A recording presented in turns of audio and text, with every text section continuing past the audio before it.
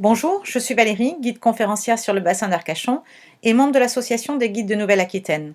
Avec l'Office de tourisme d'Arcachon et les différents guides conférencières du bassin, nous proposons différentes visites guidées. Pour vous donner un avant-goût et vous donner l'envie de suivre nos visites, aujourd'hui je vais vous présenter la ville d'Hiver. Véritable mosaïque architecturale unique en France, de par la diversité des styles architecturaux de ces villas du 19e et sa superficie, elle offre aux visiteurs un véritable voyage à la belle époque. Allez, vous me suivez? La visite débute dans le parc mauresque, où se trouvait un magnifique casino, véritable palais des mille et une nuits. Malheureusement aujourd'hui disparu, c'est autour de sa maquette que nous vous raconterons son histoire. En sortant par l'une des 6 entrées du parc, nous arrivons devant l'élégante villa Castellamare, avec son style très italianisant et antiquisant. Non loin de là se trouve la villa Teresa, emblématique de l'architecture arcachonnaise, avec son alternance de briques et de pierre, son pignon pointu, sa ferme de bois et ses balcons en boiserie ouvragée et peintes de couleur rouge. En contournant le parc, nous passons devant la villa Tibur, dont le nom nous évoque la villa antique de l'empereur Adrien à Tivoli, au sud de Rome. À quelques encablures, nous arrivons devant la villa Giroflée, où nous avons la surprise de découvrir un écureuil de pierre grimpant sur le côté de la porte d'entrée et apercevons la présence très surprenante d'une gargouille en guise de gouttière sur le côté.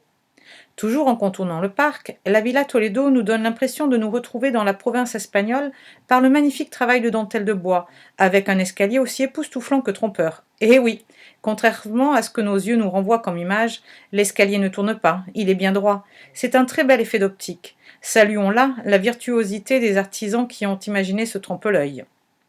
En empruntant un petit chemin, nous arrivons à la passerelle Saint-Paul, qui nous permet d'arriver à l'observatoire Sainte-Cécile, aussi appelé Belvédère. N'hésitez pas, lors de votre séjour, à monter au belvédère qui vous offre une vue imprenable sur le bassin.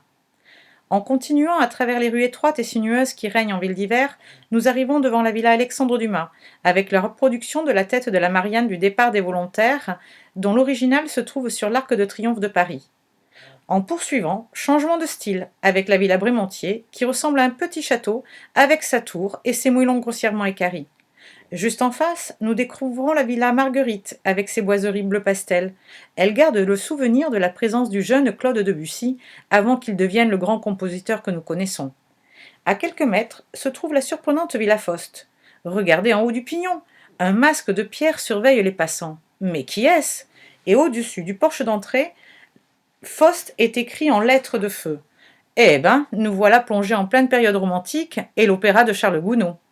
Juste en face, nous avons la villa Athéna, qui accueillit une future reine d'Espagne pour se reposer.